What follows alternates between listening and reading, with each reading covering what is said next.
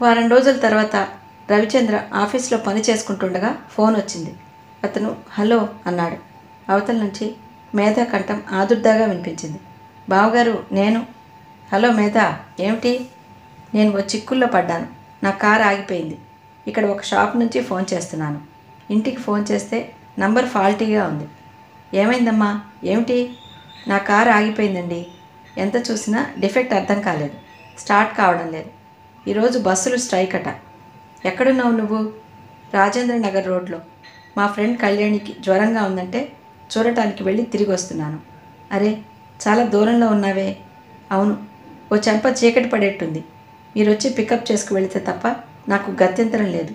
ఇటువైపు కార్లు కూడా ఎక్కువ రావటం లేదు లిఫ్ట్ అడగడానికి. అలాంటి పిచ్చి పనులు చేయకు. నువ్వు సరిగ్గా ఎక్కడున్నావో చెప్పు, మేధ చెప్పింది. మా ఎండీ వచ్చారమ్మా. నేను మీటింగ్ మధ్యలో ఉన్నాను. ఇక్కడ నా ఫ్రెండ్ ఉన్నాడు, వాడిని పంపిస్తున్నాను. నా స్కూటర్ నీకు తెలుసుగా? తెలుసు. నువ్వు అక్కడే ఉండు, జాగ్రత్త. నేను మనిషిని ఇప్పుడే పంపిస్తున్నా. రోడ్డు మీద ఒంటరిగా ఆ ఆగిపోయిన కారు దగ్గర నిలబడకు. ఆ షాప్ దగ్గరే ఉండు. నా ఫ్రెండ్ త్వరగా వచ్చేస్తాడులే. చూడు, కారు గురించి నువ్వేమీ వరీ అవ్వకు. నేను మెకానిక్కి ఫోన్ చేసి చెప్తానులే. నువ్వు ఆదుర్దా పడకుండా వెయిట్ చేయి. మేధని ఆదుర్దా పడద్దని అంటున్నాడే కానీ అతని కంఠంలో ఆదుర్దా కనిపిస్తోంది. సరేనండి. మేధ ఫోన్ పెట్టేసింది. ఎప్పుడూ ఎంతో జాగ్రత్తగానే ఉంటుంది.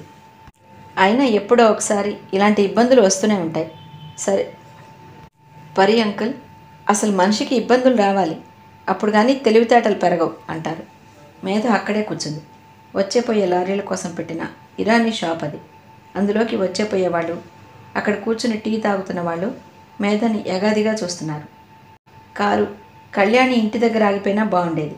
ఇంకా నయం కదూ, ఇక్కడ షాప్ అయినా ఉంది. ఆ షాప్ ఉంది అనే ధైర్యం కూడా అట్టేసేపు నిలవటం లేదు. అందులోకి కొంతమంది సారా సీసాలు తెస్తున్నారు, కొంతమంది కూర్చుని తాగుతున్నారు. మేధకి ఆ వాతావరణం లోపల బెరుకుగా ఉన్నా పైకి ఎనలేని ధైర్యం చూపిస్తూ అక్కడ సంగతులు తననేం భయపెట్టనట్టు కూర్చుంది. ఫోన్ చేసిన మరుక్షణం నుంచి స్కూటర్ రాక్ కోసం ఎదురు చూస్తుండటంతో విసుగొచ్చేసింది. కొన్ని యుగాలు ఎదురు చూస్తున్నట్టుగా ఉంది.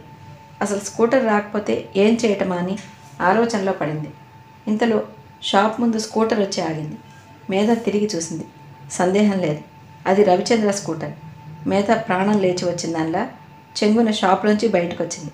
స్కూటర్ మీద ఉన్న వ్యక్తి ఒక పాదం నేల మీద మోపి ఆ షాప్ బోర్డు పేరు చూస్తూ అది అవునా కాదా అని పరీక్ష చేస్తున్నాడు. మేధ అక్కడికి వచ్చింది. అతను చూశాడు. మేధ అతన్ని చూసింది. మీరా? అతన్ని చూస్తూనే ఆశ్చర్యపోయింది. అతను రజని. మీరా అంటూ అతను మేధని చూసి ఆశ్చర్యపోలేదు, ఆనందపడనూ లేదు, ఆలస్యమైందా అని అడగనూ లేదు. మేధ వచ్చి అతని వెనుక స్కూటర్ మీద కూర్చుంది. మెకానిక్కి ఫోన్ చేశానని చెప్పమన్నాడు రవి అన్నాడు. రవి మీకు ఎలా తెలుసు? ఉత్సాహంగా అడిగింది. మేం కలిసి చదువుకున్నాం అన్నాడు. మీరు వస్తారని నేను కల్లో కూడా అనుకోలేదు సుమండి అంది. అతను ఆ వాక్యానికి బదులేమీ పలకలేదు. స్కూటర్ ఖాళీగా ఉన్న రోడ్డు మీద రివ్వున వెళుతోంది. ట్రాఫిక్ ఏమీ లేకపోవటం వల్ల కాబోలు అతను స్పీడ్గా వెళ్తున్నాడు. రయ్యన వేస్తున్న 6 మైలు చల్లగాలికి స్కూటర్ ముందుకు వెళ్తుంటే టక్ చేసుకున్న అతని షర్ట్ గాలి గుమ్మటంలా వెనక్కి రెపరెపలాడుతూ మేధ శరీరానికి తాకుతోంది. పౌర్ణమి దగ్గరకు వస్తున్న రోజులు కాబోలు. ఆకాశంలో చంద్రుడు ఉదయిస్తున్నాడు. స్కూటర్ మీద వెళుతూ గాలి చెంపల్ని తాకుతుంటే పైపైకి వస్తున్న ఆ చంద్రుడిని చూడటం మేధకి చాలా ఇష్టంగా అనిపించింది. చూస్తుండగానే రోడ్డంతా వెన్నెల వచ్చేసింది. అతనేమీ మాట్లాడలేదు. మేధకి అతన్ని ఏడిపించాలనిపించింది. అతని పొట్ట చుట్టూ చేయి వేసి కూర్చుంది. అతనేం మాట్లాడలేదు. మీకు ఇబ్బందిగా ఉందా? నాకు ఇలా కూర్చోవటం అలవాటు అంది. నాకేం ఇబ్బంది లేదు. అతని సమాధానం సూటిగా ఉంది. మేధ అప్పుడు కానీ బాగా గమనించలేదు. అతని గొంతు బాగుంది. అది తగ్గు స్వరంలో ఉంది. ఉచ్చారణలో తడబాటు కానీ చెప్పటంలో మొహమాటం కానీ లేదు. తర్వాత అతనేం మాట్లాడలేదు. మేధ చేయి తీసేసి సరిగ్గా కూర్చుంది. ఉడుక్కునే వాళ్ళని ఆట పట్టిస్తే సరదాగా ఉంటుంది. పట్టించుకొని వాళ్ళని అల్లరి చేస్తే ఏం బాగుంటుంది? స్కూటర్ సరాసరి రవిచంద్ర ఇంటి ముందుకొచ్చి ఆగింది. రవిచంద్ర వాకిట్లోనే ఉన్నాడు. అతను నిలబడిన తీరు ఎదురు చూస్తున్నట్టే ఉంది. స్కూటర్ శబ్దం వినగానే లోపల ఉన్న సుహాసిని బయటికి పరిగెత్తుకొచ్చింది. రవిచంద్ర సంతోషంగా అన్నాడు. అమ్మయ్య, ఇంటికొచ్చావు కదా. పిండి పంపానన్న మాటే కానీ నాకు మనసులో లేదు.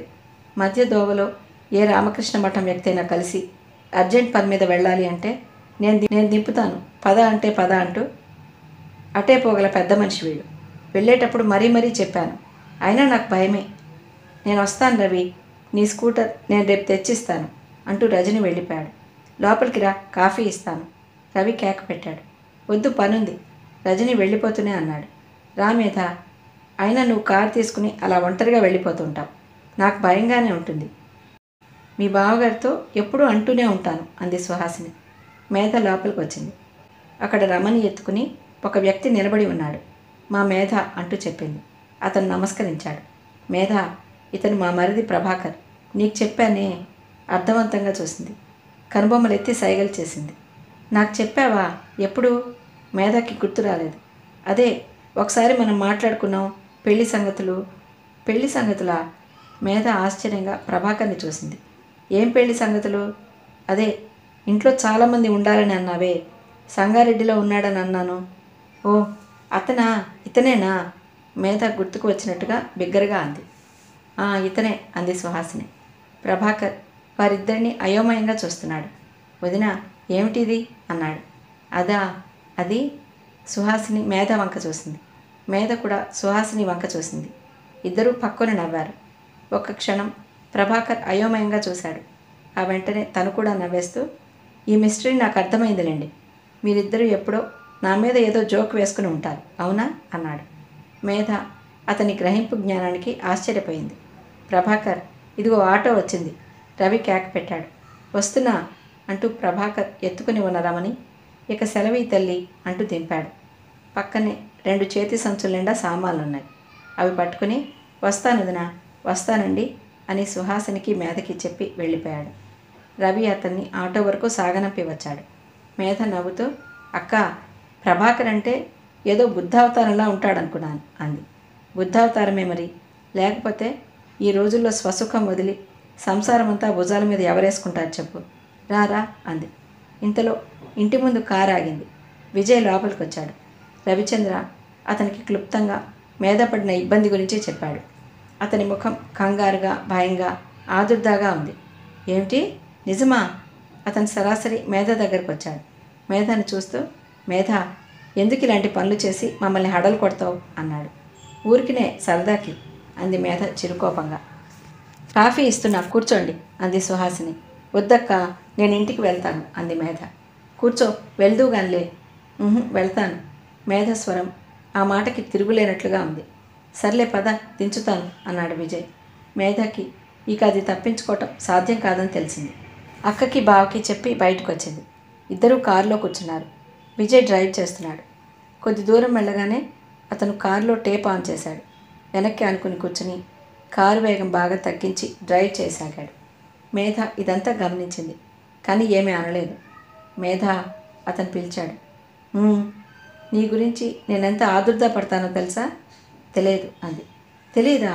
అతను నిట్టూర్చాడు. తెలియచేసే అవకాశమే నాకెప్పుడూ దొరకదు. నాకు నువ్వు ఎప్పుడూ గుర్తొస్తుంటావు. మేధ మాట్లాడలేదు. చాలా రోజుల నుంచి అతి జాగ్రత్తగా తను తప్పించుకుని ఇప్పుడు అనుకోకుండా చిక్కడిపోయింది. తను ఒంటరిగా కారులో. ఇక వెనక గత్యంతరం లేదు. అతని చెయ్యి మేధ చెయ్యి వైపుకు రాబోయి అంతలోనే సందేహంగా తారట్లాడి ఆగిపోయింది. మేధ బయటికి చూస్తోంది. మేధ, అతను పిలిచాడు. నీకెలా అనిపిస్తోంది? అంటే మనిద్దరం ఇలా కారులో వెళ్ళటం. మేధ బయటికి చూస్తోంది. అతను తన నోటి నుంచి ఏం వినాలని కోరుకుంటున్నాడో అర్థమవుతూనే ఉంది. మేధ అంది, ఎందుకో తెలియదు, ఈరోజు నాకు చాలా ఆనందంగా ఉంది. ఈ బయట చెట్లు, ఈ రోడ్డు, ఈ చల్లటి గాలి ఎప్పుడూ చూసేవి అయినా ఏమిటో కొత్తగా ఉన్నాయి. మేధ తన మనసుకు అనిపించిందే చెప్పింది. నాకు కూడా సరిగ్గా అలాగే ఉంది సుమా, అతను వెంటనే అన్నాడు. అతడి చెయ్యి మెల్లగా జరిగి మేధ చేతిని తన చేతిలోకి తీసుకుంది. మేధ ఊరుకుంది. వెంటనే చేతిని లాగేసుకోవాలని, ఆ కారులో నుంచి దిగేయాలని అనిపించింది. కానీ నిగ్రహించుకుంది. పాపం విజయ్ ఎప్పుడూ తన కోసం ఏదో ఒక మంచి పని చేయాలని తాపత్రయపడుతూనే ఉంటాడు. అతన్ని బాధపడటం మర్యాద కాదు. అందులోనూ క్షణం క్రితమే తనని గురించి అంతగా ఆదుర్దా పడిన వ్యక్తి అయ్యే. కనీసం కృతజ్ఞతగానైనా ఉండాలి. అతను డ్రైవ్ చేస్తున్నాడు. మేధకి రజనీతో స్కూటర్ మీద ఇంకా వెళ్తున్నట్టే ఉంది. మనసు ఎందుకో కొన్ని అనుభవాల్ని విడిచి రావడానికి ఇష్టపడదు. రజనీ స్పర్శ తనలో విద్యుత్ తరంగాలు సృష్టించింది. ఎందుకలా జరిగిందో తనకే తెలియదు. విజయ్ స్పర్శ అలా లేదు.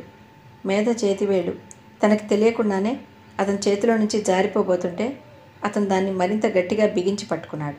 ఆ పట్టుకోవటం ఏదో అపురూపమైన వస్తువు చేయి జారి ఇక దక్కదేమో అన్నంత జాగ్రత్తగా అపురూపంగా ఉంది. అతని స్పర్శ మేధకి ఏదో సంకేతం పలుకుతున్నట్టే ఉంది. అవును, అడగటం మర్చిపోయాను. కోర్టులో హోటల్ సర్వర్స్ తరపున నువ్వు వేసిన కేసు ఏమైంది అంది. అదా? విజయ్ ఉత్సాహంగా చెప్పటం ప్రారంభించాడు. మాటల్లో పడిన అతను అలవాటుగా వేగంగా డ్రైవ్ చేయసాగాడు. అతను చెప్పడం పూర్తయ్యేసరికి మేధ ఇల్లు రానే వచ్చింది. అతను కంగు తిన్నాడు. అరెరే, ఇప్పుడే ఇల్లు వచ్చేసిందా? మై గాడ్, నేనెంత ఫూల్ని. అతను గొణుక్కున్నాడు. మేధ కారు దిగి గుడ్ నైట్ అంది. పద, ఆంటీని అంకుల్ని పలకరించి వెళ్తాను. అతను దిగాడు. మేధ లోపలికి వచ్చింది. అలవాటుగా తల్లి తండ్రి ఇద్దరూ లేరు. ఇల్లంతా ఎప్పటిలాగానే నిశ్శబ్దంగా ఉంది. నౌకర్లు ఎక్కడో ఉన్నారు. పిలిస్తే పలుకుతారు తప్ప వారి ఉనికిని తెలియనియరు. ఓకే విజయ్, గుడ్ నైట్ అంది మేధ. ఆమె డ్రాయింగ్ రూమ్ మధ్యగా నిలబడి ఉంది. విజయ్ మేధనే చూస్తున్నాడు. అతని ధోరణి అప్పుడే వెళ్ళాలన్నట్టు లేదు.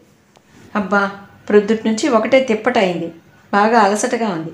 త్వరగా స్నానం చేసి నిద్రపోవాలి అంది. తప్పకుండా విశ్రాంతి తీసుకో మరి. మేధ, ఒక్కసారి నేను చూస్తే చాలా కోపం వస్తుంది. ఎందుకంత శ్రమ పడతావు? నీకు అవసరం ఏమిటో నాకు అర్థం కాదు. చదువు, డ్యాన్స్, యూత్ సర్వీస్ పని, టీటీ ఆడటం, అన్ని వ్యాపకాలతో నువ్వు నలిగిపోతున్నావు అనిపిస్తోంది. నేను మమ్మీతో ఎప్పుడూ ఫిర్యాదు చేస్తూనే ఉంటాను. నాకే గనక నీ మీద అధికారం ఉంటేనా ఇంత అలసట చచ్చినా పడినేను. నాకే గనక నీ మీద అధికారం ఉంటేనా? ఆ మాటల్ని అతను భావగర్భితంగా అన్నాడు. ఉంటాను విజయ్ అంది. అతను వెంటనే వెళ్ళిపోలేదు. ప్యాంట్ జేబుల్లో చేతులు పెట్టుకుని ఆ గదిని పరిశీలనగా చూస్తున్నట్టుగా నిలబడ్డాడు. అతని ఆంతర్యంలో ఏదో మదన జరుగుతోందని, అతను నిర్ణయం తీసుకోవడానికి తటపటాయిస్తున్నాడని మేధకి తెలిసింది. అతను ఇప్పుడే వెళ్ళేట్టు లేడు. మేధ అక్కడున్న ఫ్లవర్లా పెట్టిన పెద్ద పూలగుత్తిని చూసింది. అది ప్లాస్టిక్ కాగితంలో చుట్టూ ఉండటం వల్ల వాటి తాజాతనం సాయంత్రమైనా ఇంకా బాగానే ఉంది. మీకోసమే ఎవరో పంపారు అమ్మాయి గారు అంది వరమ్మ. నాకోసమా? మేధ దగ్గరికెళ్ళి చూసింది. దానికి ఒక చీటీ ఉంది. మనకి చాలా ఇష్టమైన వాళ్ళకి మనల్ని గుర్తు చేయాలంటే పూలకి మించిన సంభాషణ ఇంకొకటి లేదు, ప్రదీప్ అని ఉంది. మేధకి ఆ పూల గుత్తి మీద ఇంట్రెస్ట్ పోయింది. వరమ్మ, దీన్ని గదిలోంచి తీసేయి, ఇంకెక్కడైనా పెట్టు అంది. వరమ్మ ఇక్కడ తీసుకొచ్చి పెట్టినట్టుంది. మేధ వెంటనే ముఖం ఆనందంగా పెట్టి, విజయ్, ఈ పూలగుత్తి చూసావా? ఎంతో బాగుంది కదూ, ప్రదీప్ పంపించాడు అంది. ప్రదీప్? అతనెవరు? నీకు తెలీదా? జడ్జి గారి అబ్బాయి. డాడీకి ఆయన బాగా తెలుసట. ఈ పూలు ఎంత బాగున్నాయో. అవును, విజయ్ తప్పనిసరిగా మెచ్చుకున్నాడు. అతని ముఖంలో రంగులు మారటం మేధ గమనిస్తూనే ఉంది. ఉంటాను విజయ్ అంది. Okay, good night. అతను హఠాత్తుగా మేధ దగ్గరకు వచ్చాడు. మేధ చెయ్యి లాక్కున్నట్టుగా అందుకుని ముద్దు పెట్టుకున్నాడు. గబాల వెనక్కి తిరిగి వెళ్ళిపోయాడు. మేధకి అతను చేసిన పని ఆగ్రహం తెప్పించింది. ఏ మనుషులు ఎదుటివారి మనసు అర్థం చేసుకోరు. వారి గొడవ వారికే కాబోలు. మేధ పైకి తన గదిలోకి వచ్చింది. స్నానం చేసి భోజనం చేసి వచ్చి మంచం మీద పడుకుంది. రజనీ గుర్తుకొచ్చాడు. అతనికి ఎవరూ లేరట. పాపం, ఇంతమంది ఉండి తనని ఇంత బాగా చూస్తుంటేనే ఇలా అనిపిస్తోంది. అతనికి ఎలా ఉంటుందో. అందుకే అలా ఉంటాడేమో. ఏ బంధాలు లేని వాళ్ళ, ఎవరికీ చెందని మనిషిలా. యూత్ సర్వీస్ యానివర్సరీ దగ్గరకు వస్తోంది. పరీక్షలు దగ్గరలోనే ఉన్నాయి. చాలా పనుంది. మేధకి యూత్ క్లబ్ మీద చాలా ఆశయాలున్నాయి. దాని ద్వారా కొన్ని మంచి పనులు చేయాలని, కొంతమందినైనా బాధాపీడితులని ఆదుకోవాలని, డాక్టర్ అయిన తర్వాత ఫ్రీ సర్వీస్ చేయాలని. అందరూ తనకి ఎన్నో వ్యాపకాలు అంటుంటారు. ఎలా టైం స్పేర్ చేయబోతున్నావు బాబు అంటారు. తనకేమో ఎన్ని వ్యాపకాలున్నా ఇంకా టైం మిగిలిపోతున్నట్టే ఉంటుంది. తన జీవితం ఏమిటో, ఎందుకు కొరగాకుండా పోతోందే అనే ఆవేదన కలుగుతుంది. తనకి ఎందుకు ఇలా అనిపిస్తుంది? ఏ ఆడపిల్లకైనా ఇంతకంటే ఇంకేం కావాలి? ఎంత అదృష్టవంతురాలు తను. 7 మల్లె పువ్వులు ఎత్తుగా చూసే తల్లిదండ్రులు, వారిచ్చిన ఐశ్వర్యం, పేరు ప్రతిష్టలు, జీవితమంతా వడ్డించిన విస్తరి. అయినా మనసులో ఏదో అనిర్వచనీయమైన వెలితి. తనకు తెలుసు, రేపు తనకి పెళ్ళైనా తన జీవితంలో ఎలాంటి మార్పు ఉండదు. ఇదే జీవనం, ఇదే దినచర్య. నాకే గనక నీ మీద అధికారం ఉంటే ఇంత అలసట చచ్చినా పడినేను. విజయ్ మాటలు గుర్తుకొచ్చాయి. అలసట? తను ఇదే చాలదనుకుంటుంటే ఏ పని చేయకుండా కూర్చోవటం అంటే చచ్చిపోవటమే ఏకంగా. అందుకే విజయ్ అంటే మేధకి భయం. అతనే ఎదుటివారి జీవితాలకి నిర్ణయాలు చేస్తాడు. తన తార్కికవాదంతో అదే రైట్ అంటాడు. అతను చూపించే ఆ ఇష్టం, ఆ జాగరూకత, ఆరాటం తనకి చాలా అతిగా అనిపిస్తాయి. ఎవరైనా మన మీద అతిగా ఇష్టం చూపిస్తే అది ఊచల పంజరంలా స్వేచ్ఛ లేనట్టుగా అనిపిస్తుంది. మర్నాడు మేధ నిద్రలేచి కళ్ళు తెరిచేసరికి ఎదురుగా టేబుల్ మీద పెద్ద పూలగుత్తి ఉంది. లేచి కూర్చొని చూస్తే గదిలో నలుమూలలా నిలువెత్తు పూలగుత్తులున్నాయి. వరమ్మా, వరమ్మా కేకలు పెట్టింది. వరమ్మ పరిగెత్తుకొచ్చింది. ఇవెక్కడివి? విజయబాబు పంపారమ్మా. విజయ్ పంపాడా? ఇన్నెందుకు? వీటిని చూసి అంటున్నారా? ఇలా రండి కాస్త. వరమ్మ తీసుకువెళ్ళి చూపించింది. పక్క గదిలో, హాల్లో, కింద డైనింగ్ హాల్లో, డ్రాయింగ్ రూమ్లో ఆ ఇల్లంతా పూలవనంలా నిండిపోయింది.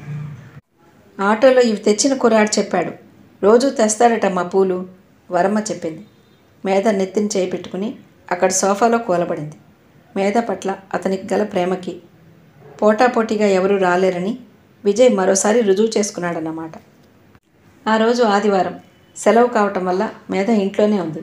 తలంటి పోసుకుని వచ్చి చుట్టూ ఆరబెట్టుకుంటుంటే వైదేహి వచ్చి, బాబీ, ఈరోజు నువ్వెక్కడికి వెళ్ళకు, మన ఇంట్లో పెళ్లి చూపులున్నాయి అంది. ఎవరికి మమ్మీ? మేధ ఆశ్చర్యంగా భయంగా అడిగింది. కూతురు ముఖంలో వచ్చిన మార్పులు చూసి వైదేహి పక్కున నవ్వింది. మేధ బుగ్గ పట్టుకుని సాగదీస్తూ, నీకు మాత్రం కాదులే, ఇంట్లో నుంచి పారిపోకు సుమా, ప్రభాకర్ అని సుహాసిని మరిదున్నాడు. ప్రభాకరా? అంటే సహనశ్రీ. అదేం పేరు అంది వైదేహి. అదంతేలే అంది మేధ. నీకు తెలుసా ప్రభాకర్ అంది వైదేహి కూతురుతో. మేధ తలూపింది. అక్క ఇంట్లో ఒకసారి చూశానులే, అతనికి పెళ్లి చూపులా మమ్మీ అంది. అతనికా? అతను పెళ్లి కూడా చేసుకుంటాడా? అంత తీరుబడి ఎక్కడిది అతనికి? పాపం మంచి కురాడు, ఈ రోజుల్లో పుట్టవలసిన వాడు కాదు. అతని చెల్లెలు సుమతి అని ఉంది, ఈ ఊళ్ళోనే హాస్టల్లో ఉంచి చదివిస్తున్నాడు. పిల్ల బాగుంటుంది. సుహాసినితో వచ్చింది ఒకసారి మా క్లబ్లో మన రాజమ్మ గారి అబ్బాయి మోహన్కి చూపిద్దామని అంది ఆవిడ వెళ్తూ. అయితే ఈరోజు టీవీ సినిమా ఏమీ అవసరం లేదు, ఇంట్లో మంచి ఎంటర్టైన్మెంట్ ఉందన్నమాట.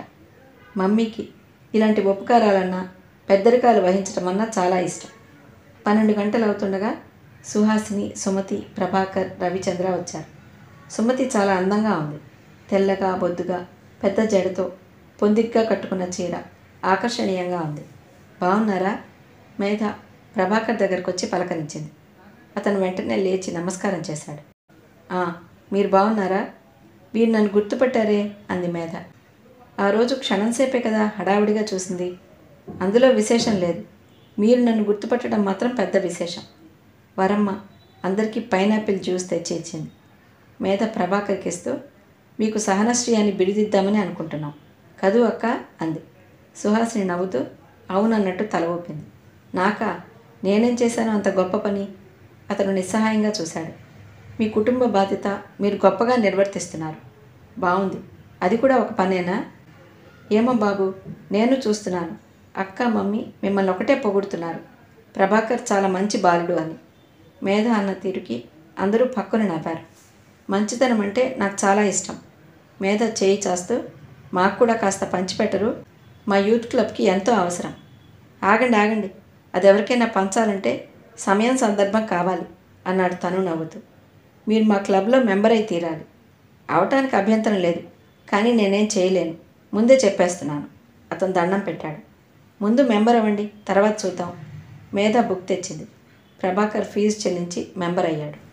ఇంతలో పెళ్లివారు రానే వచ్చారు. సుమతిని చూస్తూనే ఉంది. ఎక్కువ మాట్లాడదు, ప్రసన్నంగా అందరూ మాట్లాడేది వింటూ ఉంటుంది. పెళ్లి చూపుల ప్రశ్నలు ప్రారంభమయ్యాయి. చదువు పూర్తయిన తర్వాత ఏం చేస్తారు మీరు? పెళ్లి చేసుకుంటుంది అంది మేధ మెల్లని స్వరంతో. ఊరుకో తల్లి, సుహాసిని నోరు నొక్కింది. నాకు ఉద్యోగం చేసే ఆడపిల్ల కావాలి అన్నాడు మోహన్. అతని చూపులు మేధ మీదనే ఉన్నాయి. అవసరమైతే తప్పకుండా చేస్తుంది అన్నాడు ప్రభాకర్. చదువు ఇక పైన చదవకూడదు, నాకు ఇష్టం లేదు అంది తల్లి. అది మీ ఇష్టం అన్నాడు అతను. అన్నీ మీరే మాట్లాడితే ఎలాగండి, ఆ అమ్మాయిని మాట్లాడనియండి అంది మేధ. బాబీ, ఇలా రామ్మా కాస్త. సుహాసిని చాలా ఇష్టంగా లాలనగా పిలిచింది. ఏమిటక్క అంటూ లోపలికి వెళ్ళింది. సుహాసిని బాబీని చెవి పట్టి మెలిపెడుతూ, నువ్వు ఇంకో క్షణం అక్కడుంటే ఆ పెళ్లి కొడుకు సుమతిని చూసేట్టు లేడు. నీ ప్రశ్నలకి వాళ్ళమ్మ హడలి పారిపోతుంది అంది.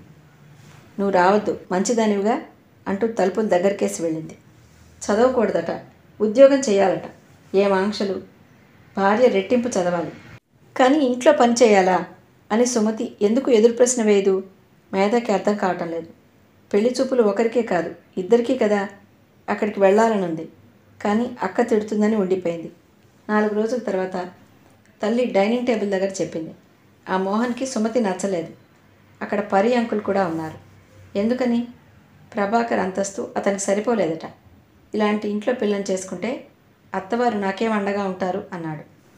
చదువు ఉండాలి, అందం ఉండాలి, అత్తవారి అండ ఉండాలి. ఆ పిల్ల ఉద్యోగం చేయాలి. అయినా సరే మళ్ళీ అతనికి లొంగి నేను మీ పాదదాసిని అన్నట్టు దండం పెట్టాలి. అంతేనా? ఎందుకు చేస్తారు మమ్మీ ఈ పెద్దవాళ్ళు ఈ పెళ్ళిళ్ళు? పెళ్ళి కూడా ఒక వ్యాపారమే మేధ అన్నాడు పరి అంకుల్. ఇలా ఎందుకు జరుగుతోంది? మార్పు రాదా అంది. పెద్దవాళ్ళు పిల్లలు కలిసి తీసుకురావాల్సిన మార్పు అది. వీళ్ళిద్దరికీ సామరస్యం కుదరటం లేదు. కారణాలు అనేకంగా ఉన్నాయి అన్నారు ఆయన. మేధ పరధ్యాసగా ఉండిపోయింది. 10 రోజుల తర్వాత మేధ కాలేజీకి వెళ్తోంది. తోవలో బస్టాప్ దగ్గర రజనీ కనిపించాడు. యథాప్రకారం చేతిలో పుస్తకం, దానిలోకి అతని చూపులు. మేధ కారు దగ్గరకు తీసుకువెళ్ళి ఆపి గట్టిగా హారన్ కొట్టింది. అతను తల ఎత్తనే లేదు. పక్కనున్న ఓ ముసలాయన రజనీ భుజం మీద తట్టి అతను తలెత్తి చూస్తే వేలు పెట్టి కారు వైపు చూపించాడు. మేధ నవ్వింది. అతను ఒకసారి తనకి అటుపక్క ఇటుపక్క చూశాడు. నేను మీకోసమే ఆగాను, లిఫ్ట్ ఇస్తాను రండి అంది. పర్వాలేదు, బస్సు వచ్చేస్తుంది అన్నాడు. రండి, డోర్ తెరుస్తూ అంది. అతను వెనక డోర్ తెరిచి కూర్చోబోయాడు. ముందుకు రండి అంది. అతను వచ్చి కూర్చున్నాడు. మేధ డ్రైవ్ చేస్తూ అడిగింది. ఎప్పుడూ అలా పుస్తకంలో తలదూర్చి కూర్చుంటారు. మీకు బస్సులు రావటం ఎలా తెలుస్తుంది? ఒక్కోసారి తెలియదు, బస్సులు వెళ్ళిపోతాయి. వెళ్ళాల్సిన చోట్లు మిస్ అయిపోరు మరి. అవుతాను. ఇబ్బంది రాదా? వస్తుంది. ఆ పుస్తకాలు చదవటం మీకు అంత ఇష్టమైతే మీరు దానికి క్రమబద్ధంగా ఒకవేళ అంటూ ఏర్పరచుకోవాలి. నేను అలాంటి నియమాలు పాటించలేను. ఇలా చేస్తే ఉద్యోగం ఊడదా మరి? ఊడుతుంది. అప్పుడు ఇబ్బంది కదూ. ఇంకొకటి చూసుకోవాలి. దొరక్కపోతే అదే జరుగుతూ ఉంటుంది. ఉద్యోగం చేసేది భోజనం కోసమే కదా, పస్తులుంటాను. My God! సంభాషణ సడన్గా ఆగిపోయింది. మేధకి ఇద్దరూ అలా కలిసి వెళ్తుంటే ఒక అనిర్వచనీయమైన ఆనందంగా ఉంది. అతనితో ఏదైనా మాట్లాడాలి అనిపిస్తుంది. ఇలా నాతో కలిసి ముందు కూర్చుంటే మీకేమైనా ఇబ్బందిగా ఉందా? లేదు, నాకు ఆ పట్టింపులేం లేవు. ఎక్కడ కూర్చుంటే ఏముంది, వెళ్ళటం ముఖ్యం. కానీ సంభాషణ మళ్ళీ ఆగిపోయింది. మేధ అడిగిన దానికి అతను జవాబు చెప్తున్నాడే తప్ప తనంతట తాను మాటలు పెంచడం లేదు. కాసేపు మేధ ఊరుకుంది. అతనేం మాట్లాడలేదు. మళ్ళీ తనే అంది. నాకు మీ మీద ఒకసారి చాలా కోపం వచ్చింది. అతను మేధ ఆశించినట్టుగా పక్కకి తల తిప్పి ఆమె వైపు చూడలేదు. విని ఊరుకున్నాడు. ఎందుకని అడగరే? నా వల్ల ఏదో పొరపాటు జరుగుంటుంది. అతను అలా ఒప్పేసుకునేసరికి మేధ పకాలను నవ్వింది. తర్కం లేదు, ఆసక్తి లేదు, ఆరా తీయటం లేదు. నిజం చెప్పాలంటే దాని గురించి ఇంకే రకమైన ఆలోచన లేదు. మనసులో మాట చెప్పేసినట్టుగా ఉన్నాడు. ఆ రోజు సాయంత్రం మీరు మొదట పరిచయం అయిన రోజు టీటీ ఆడుతున్నప్పుడు మీ వైపు చూస్తూ నేను ఓడిపోయాను. నా జీవితంలో ఎన్నడూ ఊహించనిది జరిగింది. నేను చాలా బాధపడ్డాను. ఎందుకంటే ఓటమి అంటే ఏమిటో నాకు తెలియదు. అతని చేతిలోకి చూస్తూ మౌనంగా ఉండిపోయాడు. ఏం మాట్లాడరేమిటి అంది. అతను ఐఎమ్ సారీ అంటాడనుకుంది. నా వల్ల మీకు బాధ కలిగిందా? అయ్యో, ఎంత పని జరిగింది అని పశ్చాత్తాపడతాడని అనుకుంది. సీరియస్గా ఆలోచిస్తున్న అతను క్షణమాగి అన్నాడు. అందుకే ఈ గేమ్స్ అంటే నాకు అసహ్యం. అసలు మనిషికి మనిషికి మధ్య పోటీ పెంచే ఏ విషయమైనా నాకు మంటే అనిపిస్తుంది. అవి మనిషిలో గెలిస్తే ఆహాన్ని, ఓడిపోతే పిరికితనాన్ని నూరిపోస్తాయి. ఈ మనుషులు అసలు ఎందుకు ఇవంటే ఇంత ఇష్టపడతారో నాకు అర్థమే కాదు. ఈ గేమ్స్, ఈ చదువుల్లో ర్యాంక్స్, ఈ బ్యూటీ కాంటెస్ట్లు, ఈ కుస్తీ పోటీలు, ఐ హేట్ దెమ్. మేధ తల తిప్పి అతని వైపు చూడకుండా ఉండలేకపోయింది. కారు అతని ఆఫీస్ ముందుకొచ్చి ఆగింది. అతను డోర్ తెరుచుకుని దిగేశాడు. వెళ్ళిపోతూనే ఉన్నాడు. ఏమండోయ్ పిలిచింది. అతను తిరిగి చూశాడు. నేనేమైనా మీ డ్రైవర్నా? కాదే అన్నాడు ఆశ్చర్యంగా. నేను మిమ్మల్ని దింపాను కదా, కనీసం థ్యాంక్స్ అయినా చెప్పరే? ఓహో, మీకు ఇలాంటి చాదస్తాలున్నాయి కాబోలు, థ్యాంక్ యూ అనేసి గిరుక్కొని తిరిగి వెళ్ళిపోయాడు. మేధ విహ్వల దృష్టితో స్టీరింగ్ మీద చేయి వేసి కూర్చొని అలాగే చూస్తోంది. ఏం మనిషి ఇతను? అతను వెనక్కి తిరిగి చూడలేదు. బహుశా కారులో నుంచి దిగగానే మేధని మర్చిపోయాడు కాబోలు. మేధ కారు స్టార్ట్ చేసింది. కాలేజీకి వెళ్తుంటే రజనీ మాటలు పదే పదే చెవుల్లో మళ్ళీ మళ్ళీ వినిపిస్తున్నాయి. అతను మాట్లాడే ప్రతి మాట సీరియస్గా, సూటిగా ఉంది. అతని జవాబులు వింటే చిత్రంగానూ ఉన్నాయి. సాయంత్రం కావాలని అతని ఆఫీస్ వైపు నుంచి వచ్చింది. అతను కనిపిస్తాడేమోనని చూసింది. అతను కనిపించలేదు. మేధ మనసులో అతని మాటలే వద్దన్నా గుర్తుకు రాసాగాయి. మేధ ఇంటికి వచ్చింది. ఇంటి ఆవరణలో కార్లు చాలా ఆగి ఉన్నాయి. లాన్స్ నిండా లైట్లు వేసి దేదీప్యమానంగా ఉంది. ఆహుతులు చాలామంది కూర్చొని మాట్లాడుతున్నారు. పనివాళ్ళు తినుబండారాలు సర్వ్ చేస్తున్నారు. మై గాడ్ అనుకుంది మేధ. ఈరోజు సాయంత్రం మమ్మీ పార్టీ ఇస్తోంది. ఉదయమే చెప్పింది సాయంత్రం త్వరగా రా అని. కానీ మేధకి ఆ సంగతే గుర్తులేదు. తమ ఇంట్లో తండ్రి, తను, తల్లి ముగ్గురు ఎప్పుడూ ఫాస్ట్గా పోయే ట్రైన్లా తిరుగుతూనే ఉంటారు. ఒక్కొక్కసారి ఒకరు వచ్చేసరికి ఒకరు ఉండరు. మరోసారి ఒకరు వస్తుంటే ఇంకొకరు వెళ్ళిపోతుండటం జరుగుతూ ఉంటుంది. ఇంట్లో ముగ్గురు ఉంటే రైల్వే స్టేషన్లా సందడిగా, ఎవరూ లేకపోతే రైళ్లన్నీ వెళ్ళిపోయిన ప్లాట్ఫామ్లా బోసిగా ఉంటుంది. మేధ గబాలన లోపలికి వెళ్ళి చకచకా బట్టలు మార్చుకుని వచ్చింది. భానుమతి ఆంటీ కూడా ఉంది. ఏదో సాకుతో ఎవరో ఒకరింట్లో పార్టీ జరుగుతూనే ఉంటుంది. పార్టీలో పెళ్ళిళ్ళ ముచ్చట్లు, రాజకీయాలు, ఉద్యోగాల విషయాలు వస్తూనే ఉంటాయి. సాధారణంగా ఈ పార్టీలు ఎవరూ మానరు. ఎందుకంటే ఇక్కడ పరిచయాలు అల్లుకుని పెరుగుతాయి. మేధకి ఒక్కొక్కసారి ఇది కేవలం వ్యాపార సంబంధంలా కనిపిస్తుంది. పార్టీకి ప్రదీప్ వచ్చాడు. అతన్ని చూసి మేధ ఆశ్చర్యపోయింది. మా నాన్నగారితో కలిసి వచ్చాను అన్నాడు అతను ఉత్సాహంగా. మీకు ఇన్విటేషన్ అంది సందేహంగా. మీ మమ్మీ పంపారు. ఆమెకు మీరెలా తెలుసు? తెలిసేలా చేసుకున్నాను. నేను 4-5 సార్లు ఫోన్ చేశాను. మీరు అప్పుడు లేరు. ఆమె తీశారు ఫోన్. మీ ఫ్రెండ్ అని చెప్పాను. చాలా గౌరవాభిమానాలతో మాట్లాడారు. నిజం చెప్పాలంటే మీ మమ్మీ డాడీ నాకు చాలా నచ్చారు. I like them. మేధ ఎటో చూడసాగింది. దాదాపు అందరి నోటి నుంచి ఒకటే సంభాషణ. వాటిల్లో పెద్దగా మార్పులేమీ ఉండవు. ఇంతలో విజయ్ రానే వచ్చాడు. మేధ విజయ్ని, ప్రదీప్ని ఒకరిని ఒకరికి పరిచయం చేసింది. నవ్వుతూ కరచాలనం చేసుకున్న క్రీగంటన ప్రత్యర్థుల్లా ఒకరిని ఒకరు దీక్షగా చూసుకున్నారు. వైదేహి కూతుర్ని అలవాటుగా పరిచయం చేసింది. మేధ అంతకంటే అలవాటుగా యాంత్రికంగా నమస్కారం చేసింది. డాక్టర్ గారు ఎప్పుడూ ఎక్కువగా మాట్లాడరు. మేధ ఇంట్లోకి వెళ్ళి అందంగా పెయింట్ చేసి ఉన్న ఒక డబ్బా తెచ్చింది. అంకుల్, ఆంటీ మా యూత్ సర్వీస్కి డొనేషన్ అంది. ఇక్కడ చందాలా అన్నారెవరో. మేధ నవ్వుతూ చెప్పింది, చూడండి, మనం ఎంత అదృష్టవంతులం. సుఖంగా ఉన్నాం, ఆరోగ్యంగా హాయిగా ఉన్నాం. మనం సుఖంగా ఉండి నలుగురు కలుసుకున్న ఈ వేళ మనలా కాకుండా బాధలతో, దరిద్రంతో, అనారోగ్యంతో ఉన్న కొంతమంది దురదృష్టవంతులని మనం తలుచుకుందాం. కాస్తో కూస్తో ఏదైనా ఇద్దాం. ఏమంటారు? కొంతమంది తెచ్చిపెట్టుకున్న నవ్వుతో సరేనన్నారు. మరి కొంతమంది. మేధ కాస్త దూరం అవగానే ఈ మేధకి ఈ సోషల్ సర్వీస్ ఇదేం పిచ్చి అన్నారు. ఈ రోజుల్లో అదొక ఫ్యాషన్ అయిందిలేండి అంది ఒక ఆవిడ. నువ్వు అడుగుతావని నాకు తెలుసునమ్మా. నేను డబ్బులు జేబులో వేసుకునే వచ్చాను. డ్రింక్ కోసమని మీ ఆంటీకి అనుమానం. నేను ఆవిడకి తెలియకుండా ఆవిడ బీరువాలోంచి ఎత్తుకొచ్చా అన్నాడు పరి అంకుల్ ఇస్తూ. ఆంటీ రాలేదేమిటి అంకుల్ అంది మేధ. ఆవిడ గారు ప్రస్తుతం శోకరసం పోషిస్తున్నారులే. అదేమిటి? అదంతే. అమ్మాయి అమెరికా వెళ్ళిపోయింది. అబ్బాయి ఉద్యోగరీత్యా వెళ్ళిపోయాడు. అందరూ తనని వదిలేశారని బాధపడుతోంది. పిల్లలు పెద్దయితే వదిలి వెళ్ళిపోతారు. అది సహజమే అంటే వినదు. మీ యూత్ సర్వీస్లో మీ ఆంటీకి ఏదైనా కాస్త పని కల్పించమ్మా, తోచడం లేదంటూ నన్ను ఇల్లు కదలనేయటం లేదు. నాకు కష్టంగా ఉంది. అలాగే అంకుల్ అంది. వైదేహి అక్కడికి వచ్చింది. పరిగారు, బాబీకి త్వరగా పెళ్లి చేయకపోతే సోషల్ వర్కర్ అయిపోతుందేమోనని భయంగా ఉంది అంటూ నవ్వింది. మొన్న ఏం చేసిందో చూసారా? తన బర్త్డే అయితే కనీసం కొత్త బట్టలైనా కొనేయలేదు. నా పుట్టినరోజుకి నువ్వేం ఖర్చు పెట్టదలుచుకున్నావో ఆ డబ్బంతా నాకు ఇవ్వు అంది. తీరా ఇస్తే అది పేదవాళ్ళకి దానం చేసింది అంది ఫిర్యాదుగా. స్త్రీలలో సహజ మాతృత్వపు ఛాయలుంటాయి. దాని మూలంగానే వారు సంసారాన్ని, పిల్లల్ని అంత ఎక్కువగా ప్రేమించగలుగుతారు. మేధ లాంటి వ్యక్తుల్లో 10 మందిని ఇష్టపడి ఆదుకోవాలనే తపన మరి కాస్త ఎక్కువే ఉంటుంది. మీరు ఆ విషయం కోసం భయపడకండి అన్నాడు పరి. I object uncle. నేను ఆదుకోవాలనే తపన పట్టం లేదు. సోషల్ అన్జస్టిస్ని చేతనైనంతగా నా పరిధిలో నేను సరిచేయాలని చూస్తున్నాను. నువ్వు చూడటం లేదు, పోరాడుతున్నావు. అఫ్కోర్స్ మీరు పేరు ఏదైనా పెట్టుకోండి, నాకు అభ్యంతరం లేదు. ఇదంతా పెళ్ళయ్యే వరకే. నేను మేధ లాంటి వాళ్ళని చాలామందిని చూశాను. పెళ్ళై సంసారపు గొడవల్లో పడిపోతే వారికి ఈ మాటలేమీ గుర్తుండవు అంది భానుమతి.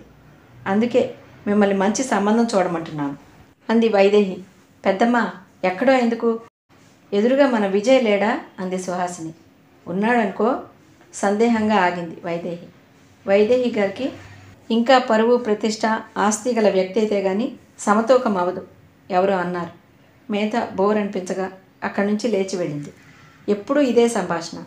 ఏ మనిషిని చూసినా పెళ్ళి, ఆస్తి, పరపతి ఎలా పెంచుకోవాలా ఇదే తపన. ఇంతకంటే మనిషి కోరుకునేది ఈ ప్రపంచంలో ఇంకేం లేదా? ఇంతలో అక్కడికి ప్రదీప్ కాఫీ కప్పు తీసుకుని ఎదురొచ్చి మేధకి అందించాడు. ఈ కప్పు నేను ఒక షరతు మీద తీసుకుంటాను అంది మేధ. ఏమిటది? చూడండి, నాకు అలసటగా ఉంది.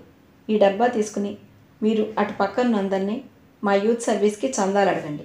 చందాలా? బాగుంటుందా? ప్రదీప్ ముఖం వెలవెలపోయింది. మీ ఇష్టం, బలవంతం ఏమీ లేదు. అయితే నేను కాఫీ తాగను అంది. తాగండి, నేను వెళ్తాను అన్నాడు. ప్రదీప్ డబ్బా పట్టుకుని ఇబ్బందిగా వెళ్తుంటే మేధ నవ్వుకుంది. అతను కాస్త దూరం వెళ్ళాడు. అటు ఇటు చూసి జేబులో ఉన్న డబ్బంతా తీసి ఆ డబ్బాలో వేసి 10 నిమిషాల తర్వాత తిరిగి వచ్చాడు. వసూలైందా అంది మేధ. 500 రూపాయలు. బాప్రే, అంతొచ్చిందా? అంత ఖచ్చితంగా మీరు ఎలా చెప్పగలిగారు అంది. ప్రదీప్ తడబడ్డాడు. నేను లెక్క పెట్టానులేండి అన్నాడు. విజయ్ వచ్చాడు. మేధ పక్క కుర్చీలో కూర్చున్నాడు. మేధ, నీ డబ్బా నా వైపు అలా చూస్తోందేమో. చందా కోసమా? నేను నిన్న ఒక కేసు గెలిచానుగా, ఆ సందర్భంలో ఇస్తాను. అతని జేబులో నుంచి 1000 రూపాయలు తీసి అందులో వేస్తూ, అమ్మా డబ్బమ్మ తల్లి, నేను ఇలా కేసులు గెలుస్తుండాలి, నీకు డబ్బిస్తుండాలి అని కోరుకో అన్నాడు విజయ్. థ్యాంక్ యూ అంది మేధ ఆనందంగా. ప్రదీప్ ముఖం మాడిపోయింది. ఫోన్ గణగణలాడింది. రవిచంద్ర తీశాడు. హలో బావగారు. ఏమిటి మేధ? ఒక చిన్న సాయం చేసి పెట్టాలి. నేను చిక్కుల్లో పడ్డాను. ఏమిటి చెప్పు రాస్తున్నది మానేసి అడిగాడు. నేను ఈరోజు 2 గంటలకి అర్జెంటుగా జహీరాబాద్ వెళ్ళాలి. అక్కడ మా యూత్ సర్వీస్ తరపున మీటింగ్ ఒకటి ఉంది. రోహిణి వాళ్ళమ్మకి ఒంట్లో బాగాలేదట. కళ్యాణి ఇంటికి చుట్టాలు వచ్చారట. నా వెంట రావడానికి తోడెవరూ లేరు. నేను వచ్చేసరికి కాస్త ఆలస్యం అవుతుంది. మీ అక్కని రమ్మనకపోయావా? వచ్చేదే, కానీ అక్క కంటికి దెబ్బ తగిలింది కదండి. నేను రాలేనే, మరి ఇన్స్పెక్షన్ ఉంది. అదే నేను చూస్తున్నాను. పోనీలేండి, నేను వెళ్ళిపోతాను. వచ్చేటప్పటికి లేట్ అవుతుందేమో. మమ్మీ డాడీకి చెప్పావా? వాళ్ళిద్దరూ లేరు కదండి. డాడీకి ఢిల్లీలో కాన్ఫరెన్స్ ఉంటే వెళ్ళారు. వరమ్మ కూడా లేదు. కొడుకుని చూసి వస్తానని వెళ్ళింది. నేను వెళ్తాను. 1 నిమిషం ఉండు.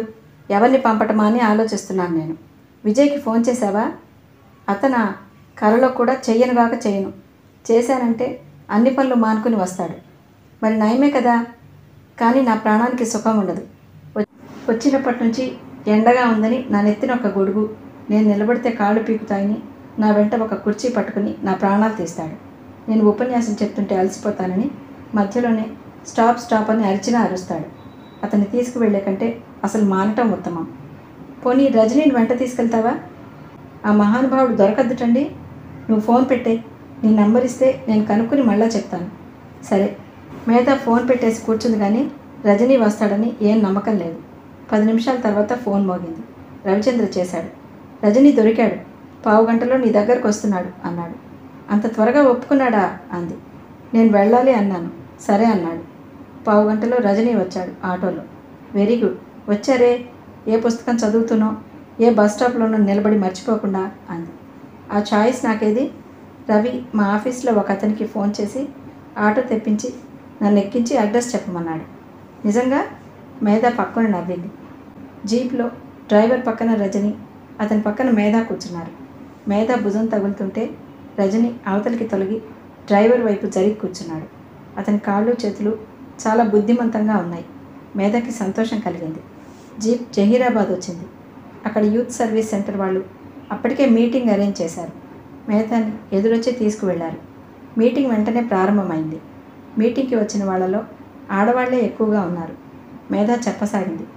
గౌరవనీయులైన సోదర సోదరీమణులారా, మా బ్రాంచ్ ఇక్కడ ఒకటి తెరుస్తున్నందుకు నాకు ఆనందంగా ఉంది. మీలో ముఖ్యంగా స్త్రీలకి ఎన్నో సమస్యలున్నాయి.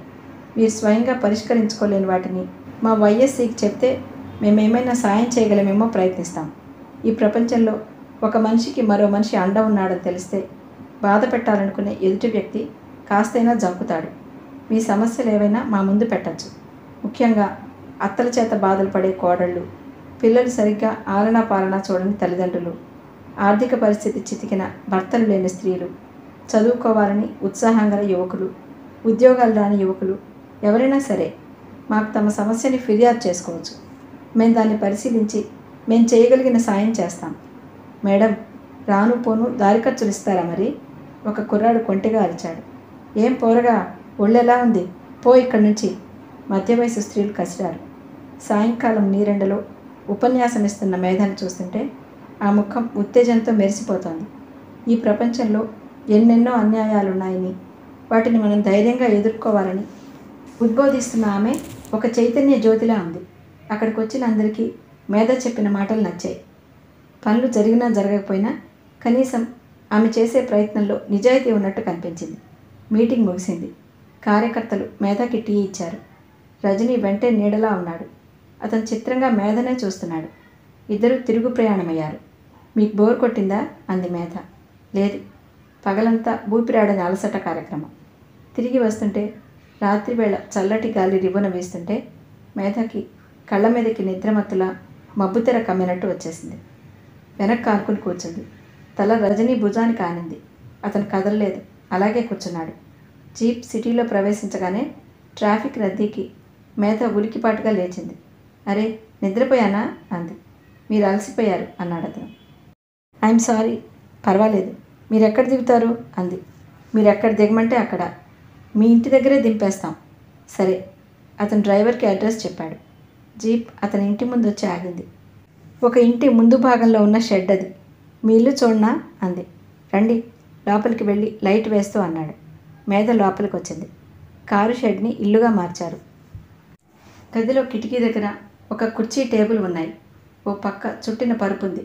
సామాన్ పెద్దగా ఏమీ లేవు. అల్మరాలో పుస్తకాలు మాత్రం చాలా ఉన్నాయి. అవి నీట్గా సర్ది లేవు. చిందరవందరగా తడవకొకటి తీసుకునేట్టుగా ఉన్నాయి. మేధ కూర్చుంది. అబ్బా, దాహం వేస్తోంది అంది. రజనీ వెళ్ళి గ్లాస్ కడిగి కూజాలో నీళ్లు వంపి తెచ్చి ఇచ్చాడు.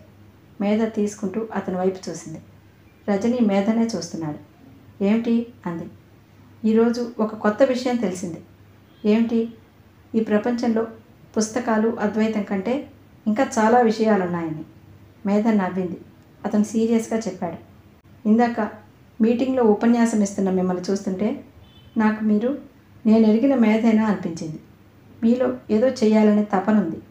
మేధ అవునన్నట్టు తలూపింది. మీరు ఎన్నుకున్న మార్గం బాగుంది, కానీ చాలా కష్టం సుమా. దేనికి? మీరు అనుకున్నట్టు జరగకపోతే మీరు చాలా బాధపడతారు. అవును, ఏదైనా సరే నేను అనుకున్నట్టు జరగకపోతే నేను చాలా బాధపడతాను. అది నా స్వభావం.